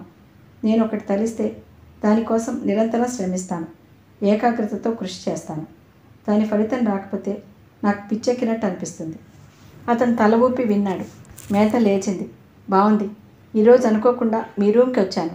మీ రూమ్ని చూస్తే నాకు మీ అసలు సంగతి ఏమిటో అర్థమైనట్టుగా ఉంది. అంటే ఈ రూమ్లో చూడండి, ఆ ఫిలాసఫీ పుస్తకాలకు తప్ప ఇక దేనికి ప్రాధాన్యత లేదు. మీరొట్టి పుస్తకాల మనిషి.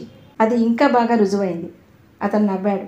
మేధ వెళ్ళబోతూ అతనికి అభిముఖంగా తిరిగింది. Good night. అతను ఏదో అనబోతుంటే చేయి ఎత్తి చప్పున వారించింది. చాదస్తం అంటూ విమర్శ చేయకండి. గుడ్ నైట్ అనండి. జస్ట్ చెప్పండి. అతను ఆగాడు. గుడ్ నైట్ అన్నాడు. మేధకి ఆ మాట ఎంతో హాయిగా, కర్ణానందంగా అనిపించింది. బయటకు వచ్చేసింది. జీప్ వెళ్ళే వరకు అతను గేట్ దగ్గరే ఉన్నాడు. 3వ రోజున సాయంత్రం యూత్ సర్వీస్ సెంటర్లో టీటీ ఆడుతున్న మేధ ఆనంద్ని మీ కజిన్ రావటం లేదే అని అడిగింది. వాడు ఉద్యోగాన్వేషణలో ఉన్నాడు. అదేమిటి, ఉద్యోగం పోయిందా? అంది ఆశ్చర్యంగా. ఆహా, వీడే చేతులారా పోగొట్టుకున్నాడు అన్నాడు. ఏమైంది అసలు? ఆఫీస్లో అర్జెంట్ పని ఏదో అప్పచెప్పి 4 గంటలకి పూర్తి చేసి ఇవ్వమని చెప్తే ఈ పెద్ద మనిషి మధ్యాహ్నమే ఎక్కడికో వెళ్ళిపోయి ఆ రోజు ఇక పత్తా లేకుండా పోయాడట. వాళ్ళ బాస్ తీసేశాడు. ఎప్పుడు జరిగింది ఈ సంగతి? మొన్న. అక్కడికి నేను ఎంతో మొత్తుకుని ఎక్కడికి వెళ్ళావో చెప్పరా, ఆయనకి ఆ పని తప్పనిసరి చెప్పి క్షమార్పణ రాసి కాళ్ళట్టుకుందాం, పోనీ నీకు ఇష్టం లేకపోతే నేనే ఆ పని చేస్తాను అంటూ బ్రతిమలాడాను. నల్లరాయిలా ఊరుకుంటాడే తప్ప సమాధానం చెప్పడు. నిగ్గదీసి అడిగితే ఎక్కడికో అక్కడికి అయిపోయిందిగా, వాళ్ళకి నష్టం వచ్చింది, తీసేశారు, సరిపోయింది, ఇంకెందుకు వివరాలు అన్నాడు. మేధకి రజనీ తనతో వచ్చిన రోజునే అని అర్థమైంది.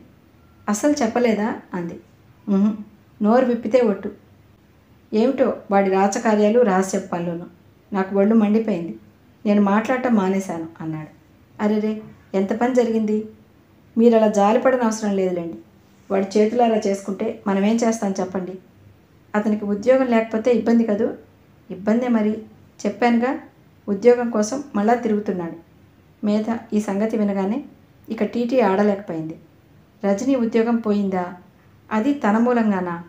అయినా అతను ఒక్క మాట కూడా నోరు విప్పి ఆనంద్కి చెప్పలేదు. ఆనంద్కి చెప్పినా, రవిచంద్రకి చెప్పినా వాళ్ళ ఆఫీసర్తో మాట్లాడుండేవాళ్ళు.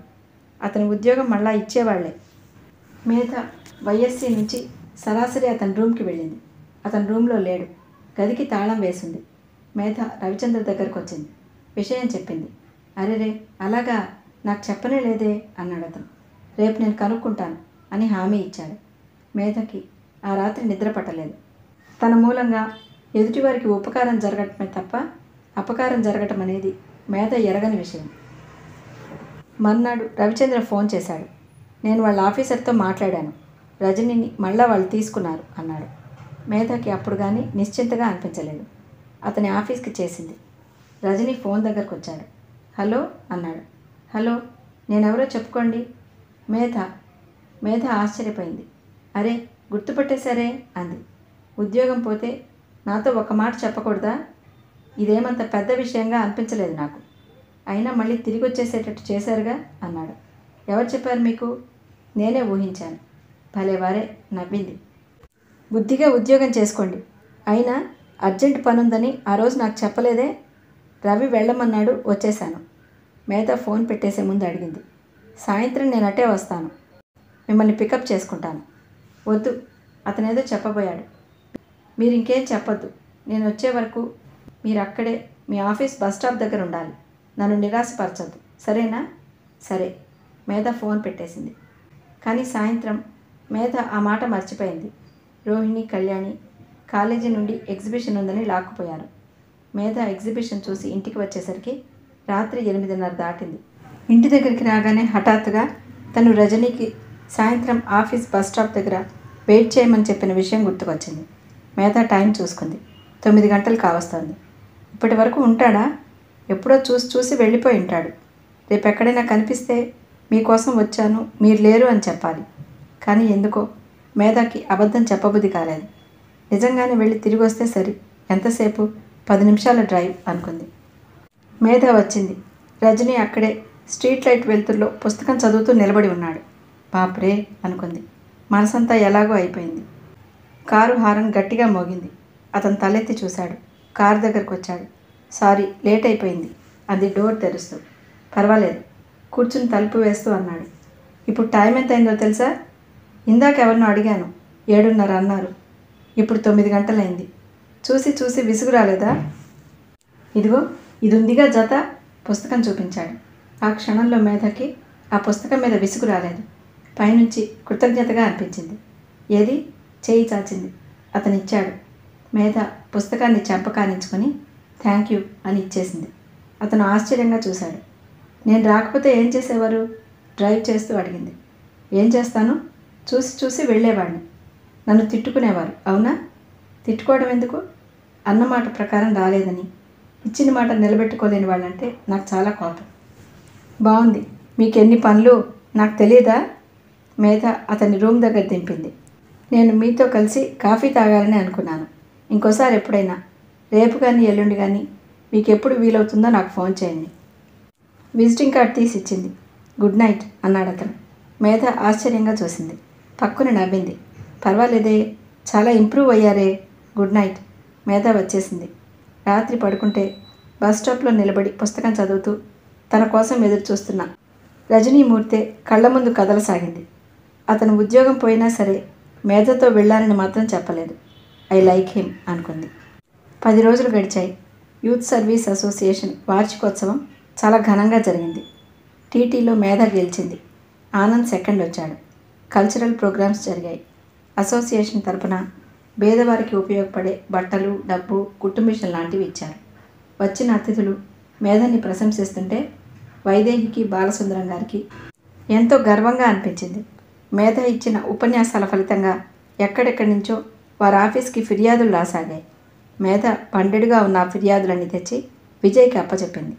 నువ్వు లాయర్వి కదా, వీటి సంగతి చూడు అంది. ఇవన్నీ నా? విజయ్ తెల్లముఖం వేశాడు. ఈ కేసులు చూస్తుంటే నేను కొంపాగోడు అమ్ముకోవాల్సి వస్తుంది సణుక్కున్నాడు. అతను మేధను తీసేయలేడు, కాదనలేడు. ఇంకెన్నాళ్ళులే, మన ఇద్దరికీ పెళ్ళైతే ఇవన్నీ బంద్ అనుకున్నాడు.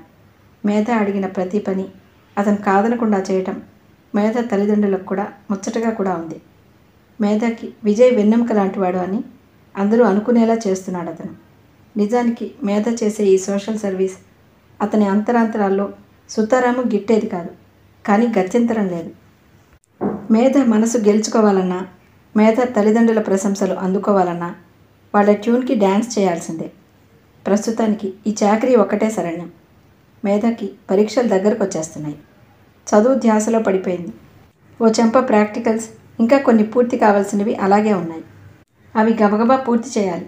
ఈ మధ్యలోనే ప్రధానమంత్రి స్టేట్ టూర్ వస్తున్నారు. ఆయన వచ్చినప్పుడు ఏర్పాటు చేసిన కల్చరల్ ప్రోగ్రాంలో మేధ డ్యాన్స్ ఉంది. సాయంత్రం వేళ రోజు డ్యాన్స్ ప్రాక్టీస్. అదీగాక బాలసుందరం గారు సెమినార్ కండక్ట్ చేస్తున్నారు. ఆ విషయంలో తండ్రికి సాయం చేయాలి. తల్లి తండ్రి ఇద్దరూ నా పని ముఖ్యమంటే నా పని ముఖ్యమని చిరాకుపడి వాదులాటలోకి దిగుతారు. మేధ ఇద్దరినీ సమన్వయపరుస్తుంది. ఇద్దరినీ సంతృప్తిపరచాలని చూస్తుంది. అందుకే పని 10 రెట్లు పెరుగుతుంది. అంతటా పని పని, ఊపిరాడని క్షణం తీరని హడావుడి. డ్యాన్స్ ప్రోగ్రాం దగ్గరకు వచ్చేసింది. మేధ చార్మినార్ దగ్గర గాజులు కొనడానికి సుహాసినితో కలిసి వెళ్ళింది. బజార్ వెళ్ళి పని చూసుకుని సుహాసిని ఇంటికి వచ్చేసరికి రవిచంద్ర ఇంట్లోనే ఉన్నాడు. రమణి చదివిస్తున్నాడు. కూర్చో మేధ, ఒకటే తిరుగుడైంది. ఒక కప్పు బోర్న్విటా అయినా ఇస్తాను అంది సుహాసిని. వద్దక్క, వెళ్ళిపోతాను. ఫ్రిడ్జ్ దగ్గరికి వెళ్తూ అంది. కొంచెం చల్లటి నీళ్లు తాగుతాను అంది. మేధ వెళ్ళబోతూ, బావగారు మీ ఫ్రెండ్ ఎక్కడా కనిపించలేదే, ఎలా ఉన్నాడు అంది. ఏ ఫ్రెండ్? అతనేనండి, స్వామి పుస్తకానంద. రజనీయా? వాడికి యాక్సిడెంట్ అయింది కదా, హాస్పిటల్లో ఉన్నాడు. మేధ చివ్వున వెనక్కి తిరిగింది. ఏమిటి, యాక్సిడెంట్ అయిందా? కళ్ళు పెద్దవి చేసి చూస్తూ అంది. అవునమ్మా, వాడు వెళ్తున్న ఆటోకి బస్సు గుద్దుకుని యాక్సిడెంట్ అయింది.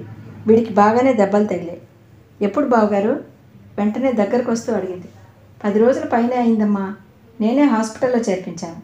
ఏ హాస్పిటల్లో? ఉస్మానియాలో ఉన్నాడు. ఉస్మానియాలోనా? నేను 2-3 సార్లు వెళ్ళానే, కానీ వాడు మేల్ వార్డులో ఉన్నాడు. నేను నిన్న వెళ్ళాను, కానీ హడావుడిగా వచ్చేసాను. అందరు పేషెంట్లని చూడలేదు. పెద్ద యాక్సిడెంట్. డ్రైవర్కి కాలు విరిగింది. రజనీకి దెబ్బలు బాగా తగిలాయి. కాళ్ళు చేతులు విరగలేదు. అది అదృష్టమే అన్నాడు. బోర్న్విటా తెస్తున్నాను మేధ. సుహాసిని కేక పెట్టింది. వస్తా బావగారు, వెళ్తున్నానని అక్కకి చెప్పండి, నాకు పనుంది అంటూనే మేధ బయటకు వచ్చేసింది. అరగంటలో మేధ హాస్పిటల్ మేల్ వార్డులో ఉన్న రజనీ ఉన్న బెడ్ దగ్గరకు వెళ్ళింది.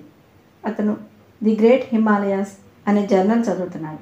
మీరు కనీసం నాకు ఫోన్ అయినా చేయించలేదేమిటి? పుస్తకంలో నుంచి అతను తలెత్తి చూస్తే ఎదురుగా మేధ నిలబడి ఉంది. మీరు?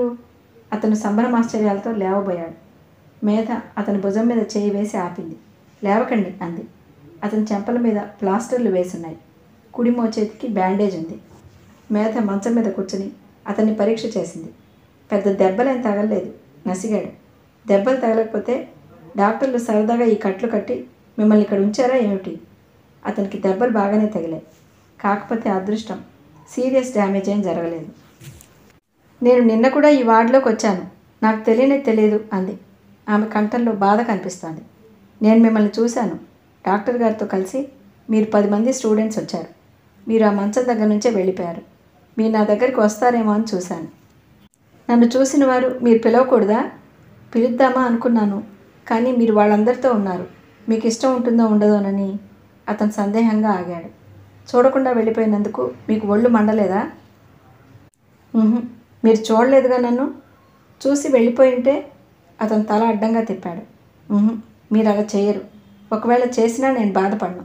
మీకేదో ఇబ్బంది ఉంటే తప్ప అలా చేయరని నాకు తెలుసు. మేధ అతనికి తన పట్ల గల విశ్వాసానికి ఆశ్చర్యపోయింది. ఇక్కడ వాతావరణం రిలాక్సింగ్గా ఉండదు. డాడీకి ఫోన్ చేస్తాను. మిమ్మల్ని నర్సింగ్ హోమ్కి మార్పిస్తాను. పదండి. ప్లీజ్ వద్దు, అలాంటి పనులు చేయొద్దు. అతను చేతులు జోడించాడు. ఎందుకని? నా దగ్గర అంత డబ్బు లేదు. డబ్బు లేకపోతే డబ్బు గల స్నేహితులు లేరా ఏమిటి మీకు? మేధ వెళ్ళబోతుంటే అతను వారించాడు. ప్లీజ్, మీరు నన్ను ఇబ్బంది పెట్టద్దు. ఇంతలో అక్కడికి వార్డ్ బాయ్ వచ్చాడు. ఇదిగో, ఈ 2 బెడ్ల వాళ్ళని ఈ సాయంత్రం డిశ్చార్జ్ చేసేస్తున్నారట. డాక్టర్ అమ్మ చెప్పింది. మీరు వెళ్ళటానికి సిద్ధంగా ఉండండి. ఎందుకని? ఇతనికి ఇంకా బాగా తగ్గలేదే అంది మేధ. నాకు తెలీదు. ఇంకేవో కేసులు వచ్చాయట. బెడ్లు కావాలట. వీళ్ళిద్దరిని పంపేయమన్నారు అని చెప్పి వెళ్ళిపోయాడు. ఉండండి, నేను వెళ్ళి మాట్లాడతాను. ఆ డాక్టర్ నాకు తెలుసు. మేధ వెళ్ళబోతుంటే పిలిచాడు. ప్లీజ్, నాకు ఎప్పుడెప్పుడు ఈ నరకంలో నుంచి బయటపడతానా అని ఉంది. నాకు అసలు హాస్పిటల్ అంటే పడదు. ఆ రోజు స్పృహ లేనప్పుడు నన్ను తెచ్చి ఇక్కడ పడేశారు. నేను ఇంటికి వెళ్ళిపోతాను. హాయిగా ఉంటుంది అన్నాడు. మేధ ఆగిపోయింది. అది ఒక రకంగా నిజమే. మేధ దగ్గరుండి డిశ్చార్జ్ చేయించి కారులో తీసుకువచ్చి అతని ఇంటి దగ్గర దింపింది. ఇల్లు 10 రోజులు అయిందేమో మూసి వాసనగా దుమ్ముగా ఉంది. పక్కింటి మామీ వచ్చింది. వాళ్ళ పని మనిషిని పిలిచి ఊడిపించింది. అతని కాలు బాగా నొప్పిగా ఉంది. మామీ వెళ్ళిపోయింది. మేధ అతనికి ఎదురుగా ఉన్న కిటికీలో కూర్చుంది. మీరింకా కనీసం 4-5 వారాలైనా రెస్ట్ తీసుకోవాలి. లీవ్ పంపారా? లీవా? నా ఉద్యోగం పోయింది. అదేమిటి? ఆ కంపెనీయే అంతా. కారణం ఏమైనా కానీ వారం రోజులు దాటి రాకపోతే ఉద్యోగం ఊడుతుంది. ముందే చెప్తారు. మేధ మౌనంగా ఉండిపోయింది. ఆ షెల్ఫ్లో ఆ పుస్తకం కాస్త ఇలా ఇస్తారా? మేధ అతను చూపించిన పుస్తకం తెచ్చి ఇచ్చింది. అది స్వామి చిన్మయానంద రాసిన భగవద్గీత మీద ఉపాఖ్యానం. మీకు రాత్రికి భోజనం అంది. బ్రెడ్ చాలు, మామీ తెప్పించి ఇస్తుంది. అది ఒక్కటే ఎలా సరిపోతుంది? భలేవారే, అది కూడా లేని వాళ్ళు ఎంతోమంది ఉన్నారు ఈ దేశంలో. మేధ మంచినీళ్ళు తెచ్చి అతనికి మందులు ఇచ్చింది. అతను వేసుకున్నాడు. నుదుట చేయి పెట్టి తాకి చూసింది. నుదురు వేడిగా ఉంది. ఫీవర్ వచ్చినట్టుంది. థర్మామీటర్ ఉందా అంది. లేదు అన్నాడు. మేధ అక్కడి నుంచి వెళ్ళిపోయింది. కారు వెళ్ళిన శబ్దమైంది. అతను చకితుడైనట్టు చూశాడు. భుజాలు కుదించి పుస్తకం చదువుకోసాగాడు. కానీ అతని ధ్యాస నిలవలేదు. మూసేశాడు. 10 నిమిషాల తర్వాత కారు శబ్దమైంది. అతను తల తిప్పి చూసేసరికి మేధ లోపలికి వస్తుంది. ఆమె చేతిలో ప్లాస్టిక్ బుట్ట నిండా సామాన్లున్నాయి. మీరు నన్ను హడలగొట్టేశారు అన్నాడు. ఏమైంది? అలా చెప్పకుండా ఒక్కసారి వెళ్ళిపోయారేమిటి? నా మీద ఏమైనా కోపం వచ్చిందేమో అనుకున్నాను. అప్పుడేం చేశారు? పుస్తకం తీసి చదువుకుంటూ కూర్చున్నారా? అవును, కానీ నా కళ్ళ ముందు అక్షరాలు కనిపించడం లేదు. కనిపించినా అర్థం తెలియకుండా ఉంది. అంతా అయోమయంగా అనిపించింది. నేనేం కోపం తెప్పించానా? మీ మనసు కష్టపెట్టానా అని మదన పడుతున్నాను. మీరా? మదన పట్టమా? మేధ ఒక్కసారి పక్కన నవ్వేది. ఇప్పుడు ఎలా ఉంది? ఇంకా ఉందా మదన అంది. అతను కూడా నవ్వాడు. నవ్వుతూ తిరిగి వస్తున్న మిమ్మల్ని చూడగానే ఎగిరి చక్కాపోయింది. అబ్బా, కాస్తలో ఎంత కంగారు పెట్టేశారు నన్ను. అతని ఛాతీ మీద చేయి వేసి రాసుకుంటూ అన్నాడు. మేధ థర్మామీటర్ తీసి అతనికి జ్వరం చూసింది. 102 ఉంది. క్రోసిన్ తీసి ఇచ్చింది. రాత్రికి వేసుకోమని చెప్పింది. నొప్పులు తెలియకుండా మరో ట్యాబ్లెట్ ఇచ్చింది. బ్రెడ్, బత్తాయిలు, రసం తీసే ప్లాస్టిక్ గిన్నె, చాకు ఉన్నాయి. థ్రిప్టిన్ బిస్కెట్స్ ప్యాకెట్స్ ఉన్నాయి. హార్లిక్స్ సీసా ఉంది. మేధ అవన్నీ సర్దుతుంటే, ఇవన్నీ కొన్నారా? చాలా డబ్బై ఉంటుందే అన్నాడు. అవును, ధరలు పెరిగాయి, చాలానే అయింది. మీ డబ్బు? భయపడకండి, మీ దగ్గర నేను వసూలు చేయకుండా ఉండను. నేను ఊరికే ఎవరికీ ఏమీ ఇవ్వను. ఇచ్చిన దానికి రెట్టింపు వసూలు చేస్తాను. మీరు బాగైన తర్వాత మా అసోసియేషన్కి మంచి అడ్వర్టైజ్మెంట్స్ రాసి పెట్టండి. మీకు మీ కంపెనీ వాళ్ళు ఇచ్చినంత మేము ఇవ్వలేమండోయ్. మాది చిన్న అసోసియేషన్. మీరు మాకు కన్సిడరేషన్ ఇవ్వాలి. మీ పనికి మేము అడ్వాన్స్ ఇస్తున్నామనుకోండి అంది. మేధ చేసిన పని అతని ఆత్మాభిమానం దెబ్బతినకుండా, అతను బాధపడకుండా చెప్తోంది అని అతనికి తెలిసింది. మరో 10 నిమిషాలుండి మేధ అక్కడి నుంచి వచ్చేసింది. ఇంటికి వస్తుంటే మనసంతా తృప్తిగా, ఆనందంగా అనిపించింది. ఇల్లంతా నిశ్శబ్దంగా ఉంది. మేధకి ఎందుకో ఈరోజు ఆ నిశ్శబ్దం అందంగా అనిపించింది. వద్దన్న రజనీ మాటలే గుర్తుకొస్తున్నాయి. అతని ఒంటరితనం చూస్తే జాలి వేయసాగింది. దాన్ని అతను ఎలా ఎదుర్కొంటున్నాడో అడగాలనిపించింది. బహుశా అందుకేనేమో అతను ఆ పుస్తకాలంటే అంత మక్కువ చూపిస్తాడు. తనకి కిట్టి తోడు, అతనికి పుస్తకాలు తోడు కాబోలు. కిట్టీని చేతుల్లోకి తీసుకుని ఆడిస్తూ అనుకుంది. సాయంత్రం అయ్యేసరికి మేధ డ్యాన్స్ ప్రాక్టీస్ చేయాలి. కానీ మేధకి డ్యాన్స్ మీద మనసు నిలవటం లేదు. సాయంత్రం వేళ మాత్రమే తనకి తీరిక చిక్కేది. ఆ సమయంలో డ్యాన్స్ ప్రాక్టీస్ చేస్తూ కూర్చుంటే రజనీని చూసుకోవడానికి వీలు కాదు. కొద్దిసేపు చేయగానే అబ్బా ఈరోజు తలనొప్పిగా ఉంది, ప్రాక్టీస్ చేయలేను అని ఆప్ చేసింది. పాట పాడేవాళ్ళు, ఆర్కెస్ట్రా వాళ్ళు వెళ్ళిపోయారు. నువ్వు చాలా పనులతో సతమతమవుతున్నావు, రెస్ట్ తీసుకో అంది వైదేహి. అలాగే మమ్మీ అంది. ఆవిడ వెళ్ళగానే మేధ గబగబా క్రిందకి వచ్చి కారు తీసుకుని బయలుదేరింది. మేధ వచ్చేసరికి రజని రాసుకుంటూ కూర్చున్నాడు. లోపలికి రావచ్చునా? గుమ్మం దగ్గర నిలబడి అడిగింది. అతను ఉలికిపాటుగా తిరిగి చూశాడు. వచ్చారా, రండి అన్నాడు. మేధ కనుబొమ్మలెత్తి ఆశ్చర్యంగా చూసింది. ఏమిటి, నేను వస్తానని మీరు అనుకుంటున్నారా? అతను తల ఊపాడు. మీకెలా తెలుసు? ఏమిటంత నమ్మకం? నిలదీసింది. అతను నిస్సహాయంగా చూశాడు. నాకు తెలియదు, ఎందుకో మీరు నన్ను చూడటానికి తప్పక వస్తారనిపించింది. 1-2 సార్లు గుమ్మం దగ్గర అసలు వచ్చి పిలిచినట్టే అనిపించింది. తల తిప్పి చూశాను కూడా. అంటే మీకు తెలియకుండానే మీరు నేను రావాలని బాగా కోరుకుంటున్నారన్నమాట. లేకపోతే అలా అనిపించదు. అదేమో నాకు తెలియదు. ఏమిటి రాస్తున్నారు? దగ్గరకు వచ్చి అడిగింది. మీ యూత్ సర్వీస్ అసోసియేషన్కి నేను డబ్బు బాకీ ఉన్నానుగా, దానికోసం అడ్వర్టైజ్మెంట్స్ రాస్తున్నాను. చూడండి. ఒక కాగితం అందించాడు. మేధ తీసుకుని చూసింది. చాలా బాగుంది. యువత కోరుకునే ఆశయాలకి ప్రతిరూపంలా ఉంది. మృదు మధురమైన భాష, సూటి అయిన భావం, క్లుప్తంగా ఉన్న వాక్యాలతో వారి ఆశయాలు ప్రతిబింబిస్తున్నాయి. నా చేతికి వచ్చినవి, నా మనసుకి తోచినవి రాస్తూ కూర్చున్నాను. అందులో ఏ ఒక్కటి మీకు నచ్చినా నేను ధన్యుణ్ణి. మేధ వాటిని ఆశ్చర్యంగా అబ్బురంగా చూస్తూ మోకాలి మీద కూర్చుంది. క్రింద అతను చెల్లాచెదురుగా పడేసిన కాగితాలు తీసి చూసింది. ఒకదానికి మించి ఒకటి బాగున్నాయి. అసలు వాటన్నిటిని చూస్తుంటే అందులో ఏది బాగుందో నిర్ణయించి చెప్పలేనట్లున్నాయి. మేధ వాటిని చూసింది. అక్కడక్కడ చిన్న మార్పులు చేర్పులు చేస్తే బాగుంటుందేమోనని సూచించింది. నాకు అనిపిస్తోంది సుమా, మీరే ఆలోచించండి, తుది నిర్ణయం మీదే అంది. మేధ చెప్పిన చిన్న సూచన అతనికి 1000 ఆలోచనలు తెచ్చింది. గబగబా ఇంకో కాగితం మీద రాశాడు. మేధ అతని పక్కన తను కూడా గోడ కానుకొని కూర్చుంది. అతను మార్చి మార్చి రాస్తున్న దాన్ని చూస్తోంది. మామి రజనీకి భోజనం తెచ్చి అక్కడ పెట్టింది. 9 అయింది, తిను బాబు అంది. టైం ఎంతైందో మేధకి తెలియనే లేదు. యథాలాపంగా టైం చూసుకుంటే 9 గంటలు అయింది. బాప్రే! మేధ లేచింది. టేబుల్ దగ్గరకు వెళ్ళింది. అతను మందులు వేసుకున్నాడో లేదో చూసింది. అతను ఆమె చెప్పిన ప్రకారం అన్నీ వేసుకున్నాడు. వెరీ గుడ్ అంది. వెళ్తున్నాను, గుడ్ నైట్ అంది. Good night. మేధ వచ్చేసింది. నేను మళ్ళా ఫలానాప్పుడు వస్తానని మేధ చెప్పలేదు. అతను అడగనూ లేదు. ఇంటికి వచ్చేసరికి తల్లి తండ్రి ఇద్దరూ ఉన్నారు. మేధ, తలనొప్పిగా ఉంది అన్నావుట, ఎక్కడికి వెళ్ళావమ్మా? తండ్రి అడిగాడు ఆదుర్దాగా. ఓ ఫ్రెండ్ దగ్గరికి వెళ్ళాను డాడీ. అలా చల్లగాలిలో కాస్త తిరిగి వస్తే తగ్గింది అంది. ఏ ఫ్రెండ్ అని అడిగే అలవాటు వారికి లేదు.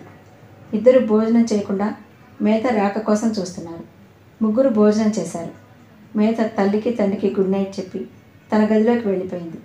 తల్లి తండ్రి బయటికి వెళ్తున్నారు. తల్లొచ్చి చెప్పింది. మేధ, నేను వచ్చేసరికి లేట్ అవుతుందేమో. ఓకే మమ్మీ అంది. వైదేహి వెళ్ళిపోయింది. మేధ మంచం మీద పడుకుంది.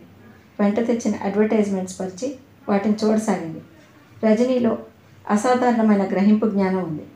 అతనికి తెలివి కూడా కాస్తుంటే రాణింపుకి వస్తాడు. మేధకి తను వెళ్ళినప్పుడు అతను అన్న మాటలు గుర్తుకొచ్చాయి. తను గుమ్మంలో కనిపించగానే అతని కళ్ళు ఆనందంతో కాంతివంతమవటం గుర్తుకు వచ్చింది. తను అతని పక్కన కూర్చున్నప్పుడు కానీ, అతనితో మాట్లాడినప్పుడు కానీ అతనిలో ఎలాంటి వికారాలు లేవు. మేధ ఎన్నడూ ఏ వ్యక్తి దగ్గర ఎరగని ఒక సచ్చీలత, స్నేహభావం అతనిలో కనిపించినట్టయింది. ఆ అడ్వర్టైజ్మెంట్స్ ద్వారా అసోసియేషన్కి ఎలా లాభం రాబట్టుకోవాలా అని ఆలోచనలు. మధ్య మధ్య అవి రాసేటప్పుడు తను రజని కలిసి చేసిన సంభాషణ ఇవే గుర్తుకు రాసాగాయి. ఆలోచిస్తుండగానే మేధకి నిద్ర వచ్చేసింది. తను ఆ ఇంట్లో ఒంటరిగా ఉన్నాననే ఆలోచన జీవితంలో మొదటిసారి ఆమెకు గుర్తు రాలేదు. డ్యాన్స్ ప్రోగ్రాం అయ్యే వరకు మేధ మళ్ళీ వెళ్ళలేకపోయింది. ఎంత ప్రయత్నించినా వీలు కాలేదు. వెంట సుహాసినియో మమ్మీయో ఎవరో ఒకరు ఉంటూనే ఉన్నారు. ప్రాక్టికల్స్ అప్పుడు హాస్పిటల్లో పేషెంట్స్ని చూస్తుంటే కళ్ళ ముందు రజనీయే కనిపించేవాడు. ఎలా ఉన్నాడో అనిపించేది. చూస్తున్న పేషెంట్ని మరింత శ్రద్ధగా చూసేది. ఆ రోజు హాస్పిటల్ నుంచి వెళ్దామనుకుంది.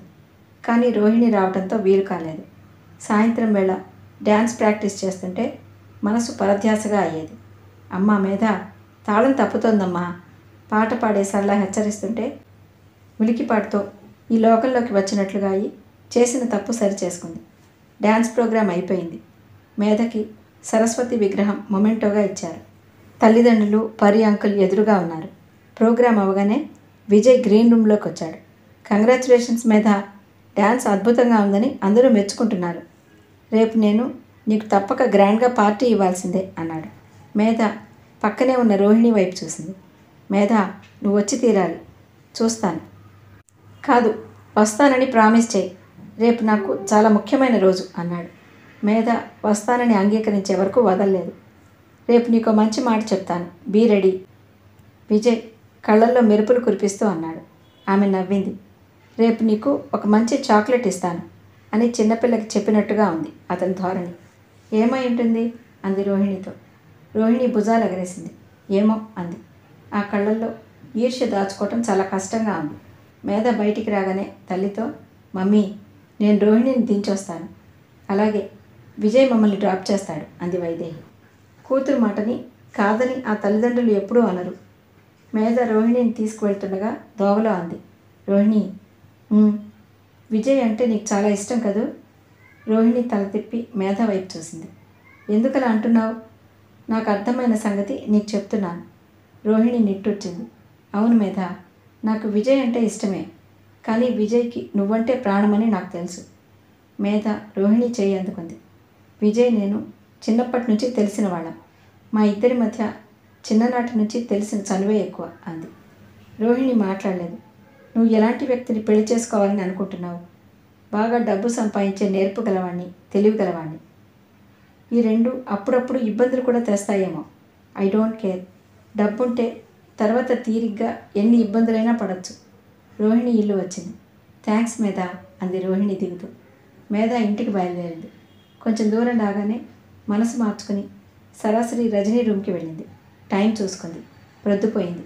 అతను నిద్రపోతుంటే మౌనంగా తిరిగి వెళ్ళిపోదామనుకుంది.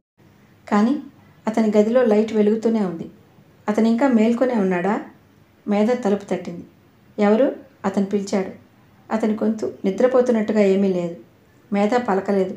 మళ్ళీ గబగబా తలుపు కొట్టింది.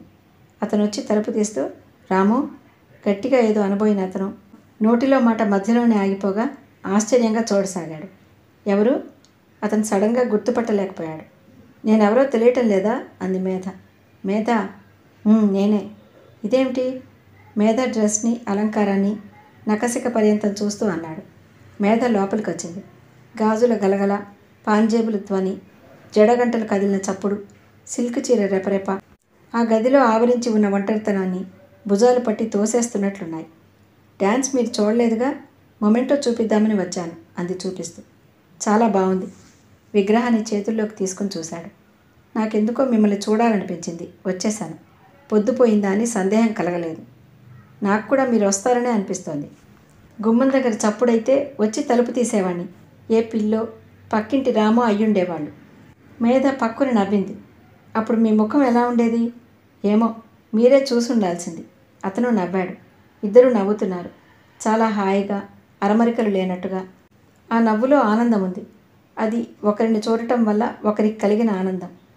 ఎదుటివారు కూడా తమ కోసం వేచి చూస్తున్నారు అన్న సత్యం తెలిసినప్పుడు కలిగే సంతోషంతో కూడిన హాయి.